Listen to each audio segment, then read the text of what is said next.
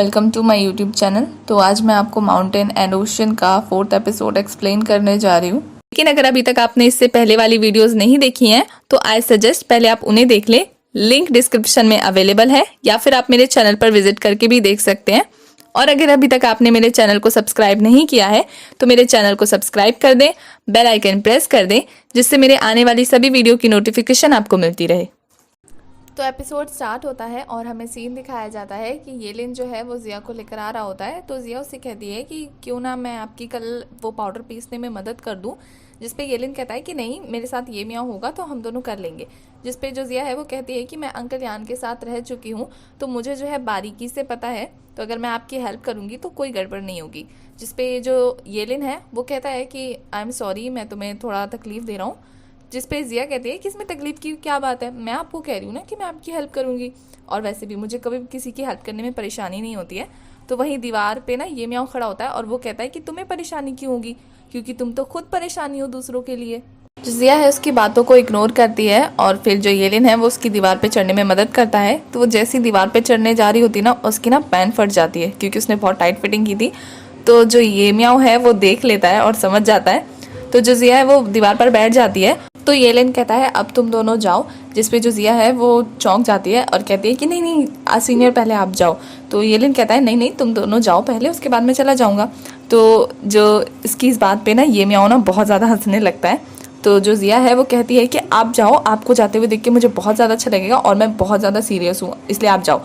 तो हमारा जो येलिन है वो सीधा साधा होता है, तो वो उसकी बात मानते हुए वहाँ से चला जाता है।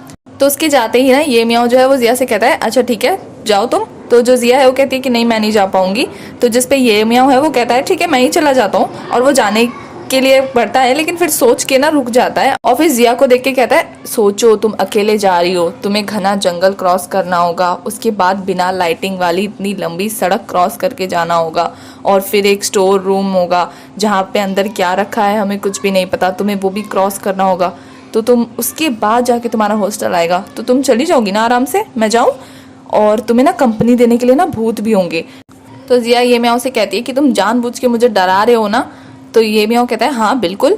तो जिया कहती है कि क्यों, जो हाथ तुम्हें खिला रहा है तुम उसी को काट रहे हो, मैं तुम्हारे भाई की मदद करने के लिए बाहर गई थी और तुम मुझे उल्टा मुझे ही सुना रहे हो, तो और तुम मुझे तंग भी कर रहे हो। तो जो ये मियाँ है वो थोड़ा सैड होकर कहता है कि मैं तुम्हें तंग नहीं कर रहा हूँ, मैं बस खुद से थोड़ा नाराज़ हूँ कि हमने कितना अच्छा प्लान बनाया था कि हम जेनजन को तुम्हारे पीछे जाने से रोकने के लिए उसका ड्राइंग का चित्र बनाएंगे, लेकिन इससे क्या हुआ, हमने उसको जाने अनजाने में बहुत ज़्यादा दुख पहुंचा दिया है, और इस बात के लिए तुम्हें गिल्टी फील नहीं हो रहा है कि हमने क्या किया उसके साथ। तो इस पे उल्टा जिया जो है वो कहती है कि तुमने उसे भी परेशान किया। जिया जो है वो ये मियाँ के ऊपर चढ़ जाती है और कहती है अगर तुमने उसे परेशान किया ना तो मैं तुम्हें बहुत ज़्यादा मारूंगी, तुम ऐसा कैसे कर सकते हो, तुम उसे भी परेशान कर सकते हो। तो उसकी ये बातें सुन के जो ये मियाँ है वो डर जाता है और कहता है कि तुम ऐसा कैसे कर सकती हो, मतलब मैं हमारी बात कर रहा था, तुम सारी गलती मेरे ऊपर डाल रही हो।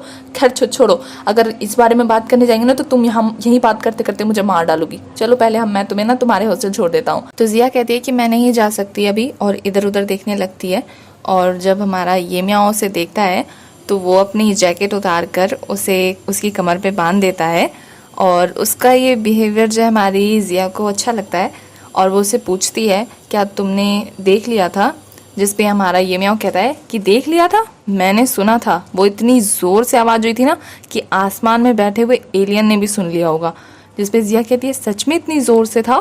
तो ये मियाँ कहता है हाँ बिल्कुल। तो वो जिया कहती है कि कहीं एलियन ने तो नहीं सुन लिया। तो ये मैं कहता मुझे 100% श्योर है कि उन्होंने सुन लिया होगा क्योंकि वो इतनी ज़ोर से ही था। जिस पे जो जिया है वो कहती है नहीं नहीं ऐसा नहीं हो सकता, नहीं हो ही नहीं सकता, उन्होंने सुना ही नहीं होगा। जिस पे ये मैं कहता है तुम्हें पक्का यकीन है, ठीक है तो एक काम करते हैं हम पूछ के देख लेते हैं, मैं ना ये लेन को कॉल करके देखता हूँ।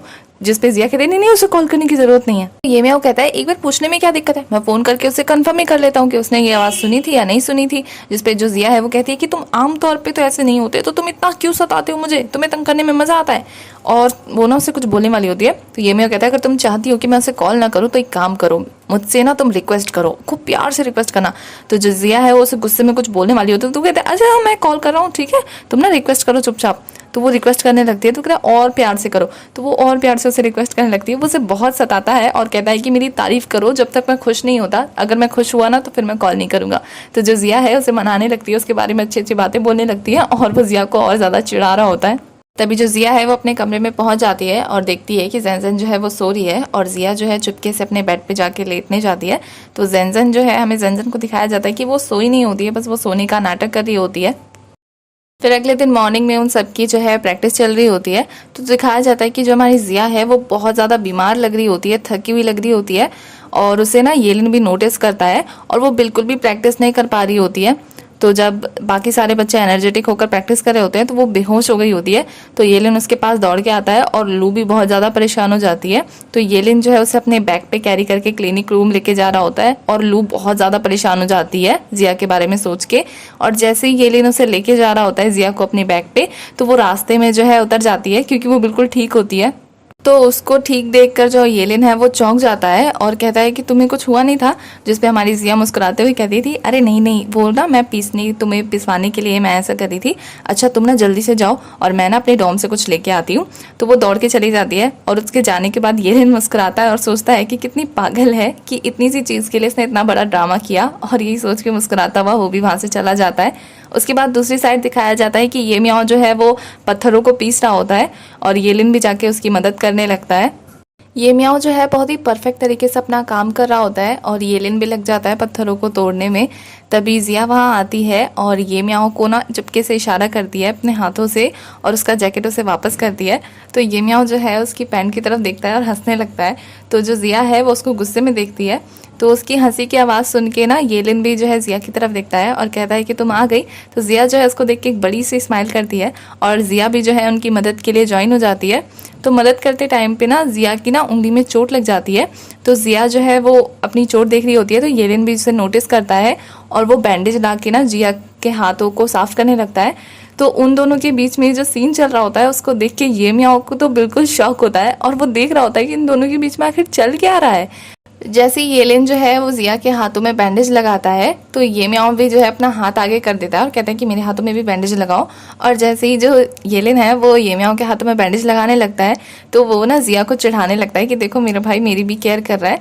तो जिया जो है वो बहुत ज़्यादा गुस्सा होती है कि उन दोनों के बीच में उसने टांग अड़ा दी, मतलब कबाब में हड्डी बनने की कोशिश करा था वो और वो कामयाब हो गया। तो वो गुस्सा कर रही होती है और ये म्याओ जो है उसे मजे से चिढ़ा रहा होता है बच्चों की तरह। तो उन दोनों की क्यूट सी हरकत देख के येलिन भी सोचता है कि कहाँ बच्चों के बीच में फंस गया है वो, और वो कंटिन्यूअसली ये म्याओ जो है जिया को चिढ़ा रहा होता है। तभी हमें सीन दिखाया जाता है कि बच्चों की ट्रेनिंग चल रही होती है। तो कोच ने उन्हें आराम करने के लिए बोला होता है कि तभी वहाँ युआन आती है जिसने फर्स्ट एपिसोड में जो है जैनजन की इंसल्ट की थी गरीब होने को लेके।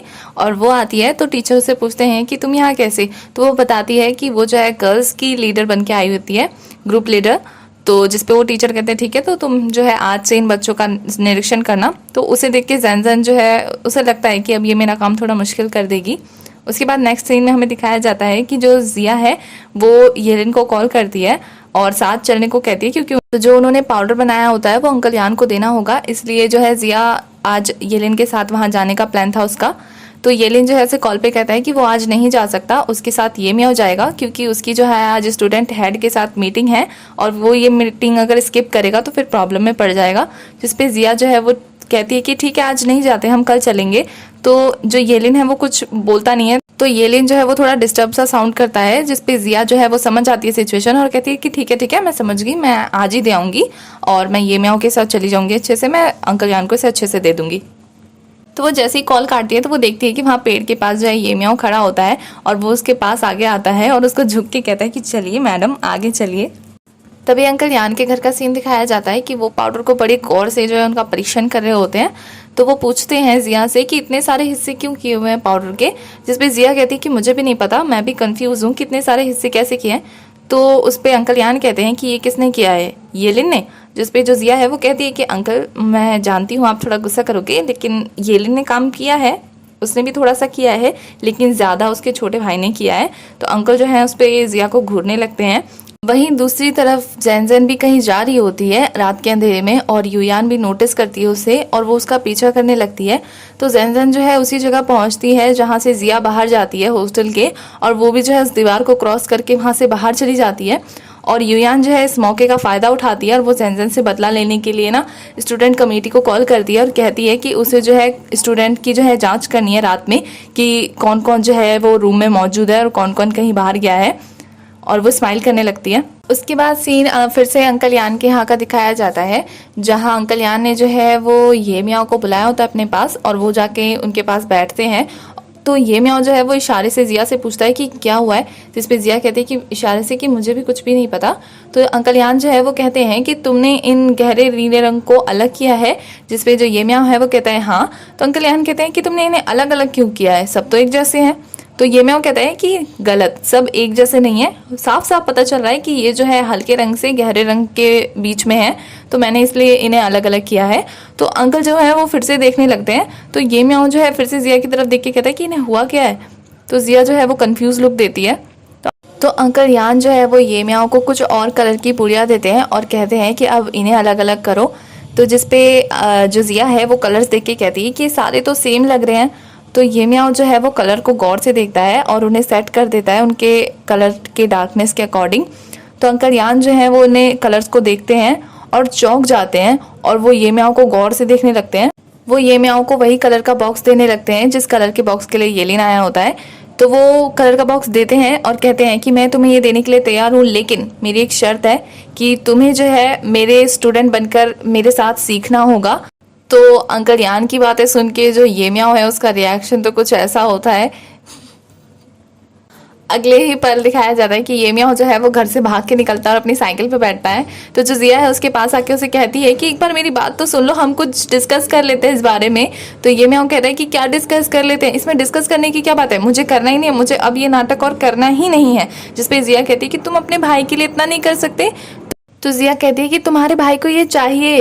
तो ये म्याऊ कहता है कि भाई को ये चाहिए इसलिए मैं अपनी बलि चढ़ा दूं, ऐसा बिल्कुल नहीं होगा। और ये बोल के ना वो वहां से साइकिल लेके भागने लगता है और जिया जो है वो छाता ऑन करके उसके पीछे भागने लगती है और पीछे मुड़ के अंकल यान को कहती है कि अंकल यान चिंता मत कीजिए, ये आपका स्टूडेंट बनेगा और मैं इसको जबरदस्ती यहाँ पे मना के लाऊंगी। और वो भी उसके पीछे पीछे भागने लगती है।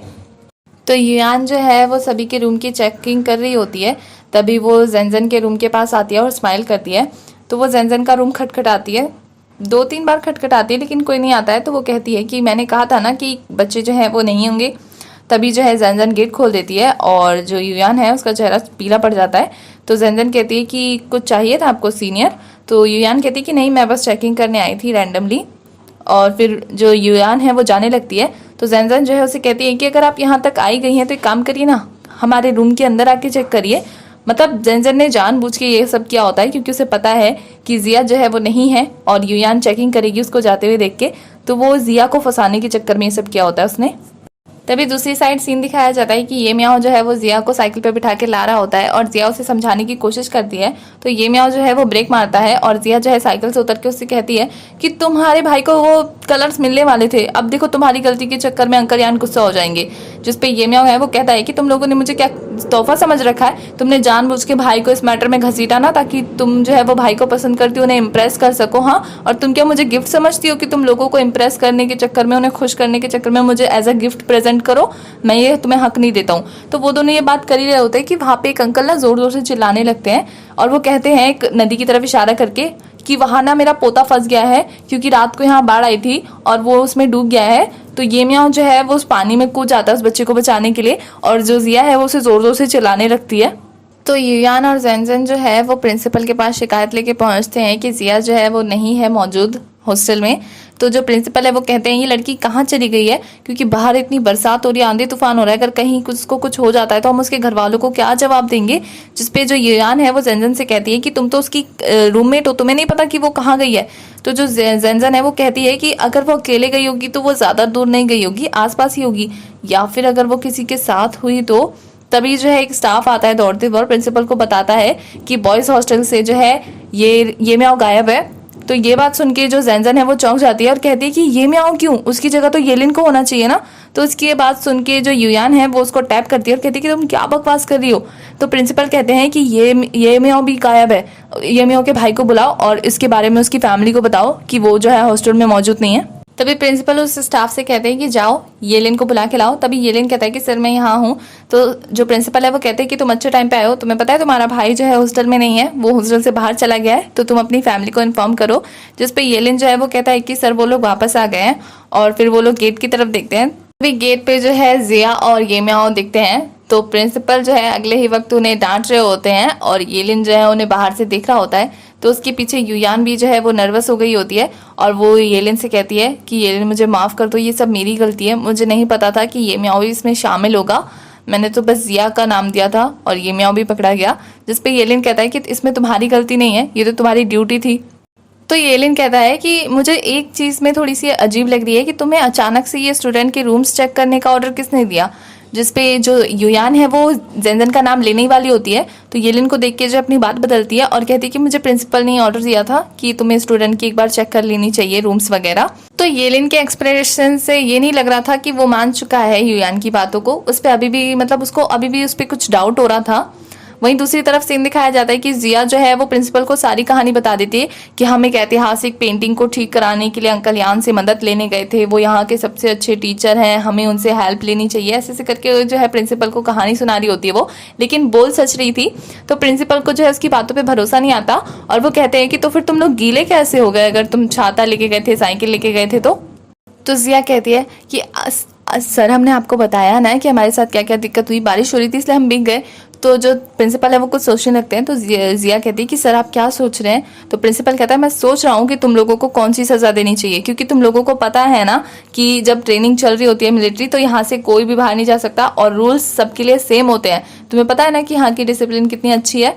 तो वो ना डांट ही रहे होते हैं कि तभी उन्हें एक कॉल आती है। तो फ़ोन उठाते हैं और सामने से पता नहीं कौन क्या बोलता है। तो वो कहते हैं जी हाँ वो हमारे ही 2 स्टूडेंट हैं, क्या उन्होंने कुछ किया है। और प्रिंसिपल जो है वो उन दोनों को गुस्से में घूरने लगते हैं और वो दोनों एक दूसरे को देखकर नर्वस हो रहे होते हैं। तो प्रिंसिपल जो है सडनली स्माइल करने लगते हैं और कहते हैं कि ठीक है ठीक है ठीक है ठीक है। तो फिर उसके बाद फिर वो कहते हैं उन दोनों से कि सच सच बताना कि तुम दोनों के कपड़े गीले क्यों हैं। तो जैसे ही ये म्याओ कुछ बोलने वाला होता है तो प्रिंसिपल कहते हैं तुम दोनों ने किसी की मदद की है ना। तो जो जिया है वो थोड़ी सी नर्वस होकर कहती है कि आप ऐसा बोल सकते हैं।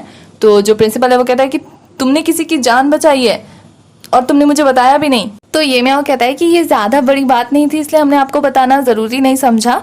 तो प्रिंसिपल कहते हैं तुमने किसी की जान बचाई और तुम्हें ये ज़रूरी नहीं लगा। तुम्हें पता है कि तुमने जिसके पोते की जान बचाई है वो कल तुम्हें सम्मान देने के लिए आने वाले हैं। तो ये बात सुन के तो उन दोनों की हालत ख़राब हो जाती है और वो कहते हैं इसकी कोई ज़रूरत नहीं है। तो प्रिंसिपल कहते हैं इसकी कोई ज़रूरत नहीं है, वो तुम्हारे लिए जो है एक टैग बनवा के ला रही है और कल पूरे हॉस्टल के सामने तुम्हें दिया जाएगा।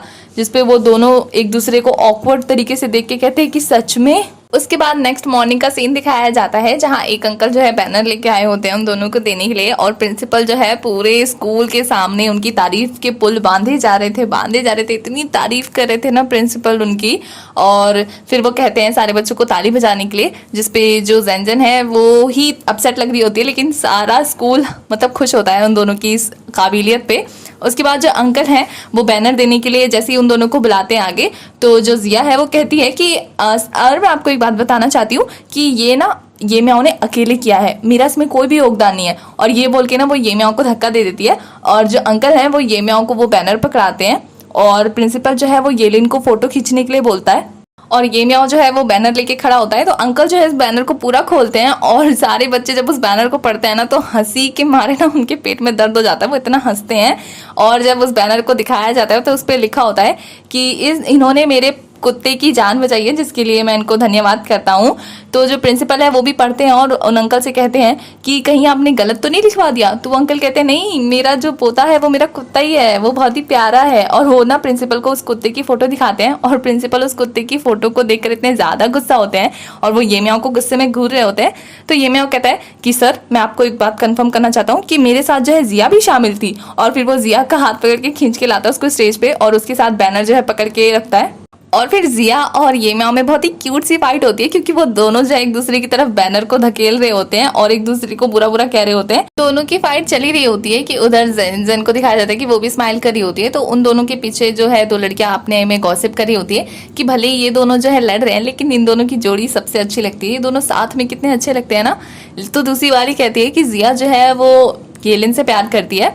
तो फिर पहली वाली कहती है कि भले ही वो येलिन से प्यार करती हो लेकिन उसकी जोड़ी ये म्याओ के साथ ज़्यादा अच्छी लगती है। अगर सोचो भविष्य में ऐसा हो कि उसे दोनों से प्यार हो जाए और उसे दोनों में से किसी एक को चुनना हो तो वो किसे चुनेगी। कुछ भी कहो, उसकी जोड़ी ये म्याओ के साथ ज़्यादा अच्छी लगती है। तो उन दोनों की बातें सुन के जेनजन को बहुत ज़्यादा बुरा लगता है और वो उन दोनों की तरफ देखने लगती है। तभी जो जिया है वो ये म्याओ को देख के मन में कहती है कि भले ही मेरा मजाक बन चुका हो, और ये म्याओ भी कहता है कि भले ही मेरी जो इंसल्ट है वो सबके सामने हो गई हो, रहा सवाल इस झूठी मुस्कान का, तो वो दोनों साथ में कहते हैं कि मैं ही जीतूंगी स्माइल के मामले में। और वो दोनों इतनी बड़ी स्माइल देते हैं और येलिन जो है उनकी ऐसी फोटो खींच लेता है। उसके बाद दिखाया जाता है कि जो जिया है उसकी मॉम देख रही होती है उस फोटो को, तो जिया जो है अपनी मॉम को बता रही होती है उस इंसिडेंट के बारे में। तो जिया जो अपनी मॉम से कहती है कितना बेइज्जती भरा होगा ना कि 3 दिन तक स्कूल की फ्रंट पेज पे जो है ये फोटो लगी रहेगी और मैं और ये म्याओ जो है पूरे स्कूल में फेमस हो जाएंगे। जिसपे जिया की मॉम कहती है कि तुम्हें कहीं प्रिंसिपल ने कुछ कहा तो नहीं, तुम्हें पनिशमेंट तो नहीं मिली ना। जिसपे जिया कहती है कि उन्होंने पूरे क्लास के सामने, पूरे स्कूल के सामने हमारी तारीफ की थी, तो अब अगर वो हमें डांटते तो उनकी जो बातें हैं वो उल्टी नहीं हो जाती कि पहले तो उन्होंने हमें शाबाश कहा, बहादुर कहा और उसके बाद फिर हमें पनिशमेंट देते। पर इससे एक चीज़ अच्छी हुई कि जो उन्होंने मेरी ट्रेनिंग पे जो है बहुत ज़्यादा ध्यान दिया और उन्हें मेरा काम इतना अच्छा लगा कि उन्होंने मुझे जो है ट्रेनिंग में बेस्ट स्टूडेंट का अवार्ड दिया। मैं बहुत ज़्यादा चालाक हूँ ना मॉम। तो उसकी माँ कहती है कि हाँ तुम बहुत ज़्यादा चालाक हो, लेकिन मुझे पता नहीं था कि अंकल यान जो है वो ये म्याओ को चूज़ करेंगे एक अच्छे स्टूडेंट के रूप में। तो उस पर जिया जो है मौके का फ़ायदा उठाते हुए कहती है कि अंकल यान को एक स्टूडेंट चाहिए था, वो भी अच्छा, और आपको भी इस बारे में सोचना चाहिए। तो जिया की मॉम कहती है कि नहीं, मैंने अभी इस बारे में कुछ सोचा नहीं है, मुझे थोड़ा और वक्त चाहिए। जिस पे जिया कहती है कि मॉम सोच के देखिए ना, मुझे लगता है कि आपके स्टूडेंट में जो खूबियां होनी चाहिए ना, मेरे पास एक ऐसा इंसान है जिसके अंदर ये सारी खूबियां हैं और मुझे लगता है कि वो आपका बेस्ट स्टूडेंट बनेगा। और वो येलिन का नाम लेती है। दूसरी तरफ अंकल यान का सीन दिखाया जाता है कि येलिन जो है अंकल यान के आमने सामने बैठा होता है। तो अंकल यान कहते हैं कि ये म्याओ कहाँ है, जिस पे येलिन कहता है कि अंकल यान मैं आपको बता दूं कि मुझे वो कलर्स चाहिए क्योंकि मुझे एक पुरानी पेंटिंग को ठीक करना है और वो कलर्स उस पेंटिंग को ठीक करने के लिए बहुत ज़्यादा सूटेबल है। लेकिन रहा सवाल ये म्याओ का, तो वो आपका स्टूडेंट बनना चाहता है या नहीं, इसका फैसला मैं नहीं कर सकता। जिस पे अंकल यान जो है वो हंसते हैं और कहते हैं कि आजकल की जो पीढ़ी है वो ऐसी चीज़ों में दिलचस्पी नहीं रखती है, तो क्या पता वो चूज़ करे ना करे। जिसपे येलिन जो है वो कहता है कि ऐसा नहीं है, लेकिन मुझे जिस चीज़ के लिए चाहिए, तो वो अपना फ़ोन निकालता है और अंकल यान को देता है। तो अंकल यान जो है इस फोटो को गौर से देखते हैं फ़ोन में और कहते हैं कि तुम्हें इस चीज़ के लिए चाहिए। जिसपे येलिन जो है वो कहता है हाँ मुझे इसी चीज़ को ठीक करने के लिए वो कलर चाहिए। उसके बाद नेक्स्ट दिखाया जाता है कि ये म्याओ जो है वो बाहर वेट कर रहा होता है उसका, तभी येलिन आता है और ये म्याओ कहता है कि क्या हुआ भाई, सब ठीक है। तो येलिन जो है उसे वो पेंटिंग का कलर दिखाता है। तभी ये म्याओ जो है कलर का बॉक्स देखता है और वो दोनों हंसते हैं और वो दोनों घर के लिए जा रहे होते हैं। तभी येलिन जो है वो कुछ सोचता है और तभी हमें पास्ट का सीन दिखाया जाता है कि अंकल यान जो है वो कहते हैं कि अगर उसका मन नहीं है तो मैं उसे अपना स्टूडेंट नहीं बनाऊंगा, क्योंकि वो कहावत है ना कि हम 3 दिन में किसी को किसान बना सकते हैं लेकिन 10 साल में भी जो है किसी को कलाकार नहीं बना सकते अगर उसका मन ना हो तो। पता नहीं मैं और 10 साल जीऊँगा भी या नहीं।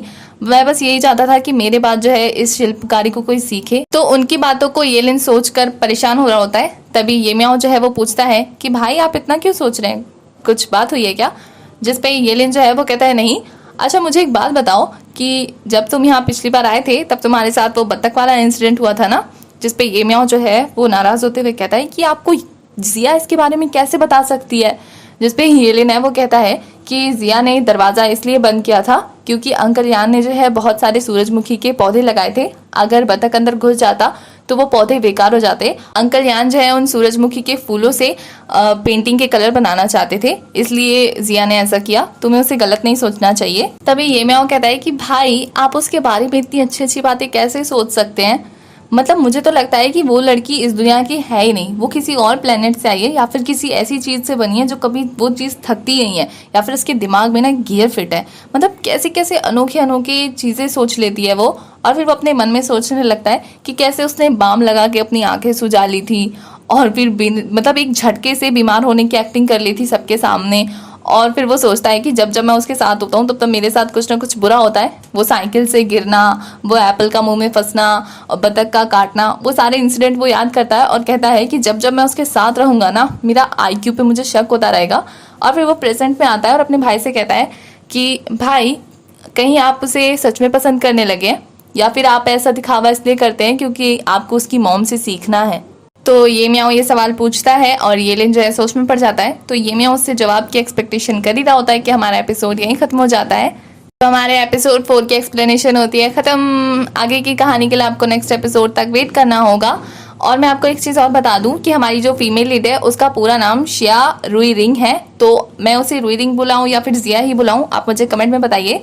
और लू का नाम भी जो है लू हुआ हुआ है, तो मैं उसे हुआ हुआ बुलाऊं या लू ही बुलाऊं, आप मुझे कमेंट में बताना, बिकॉज जिन्होंने पूरी सीरीज देख ली है उनको कंफ्यूजन होती है।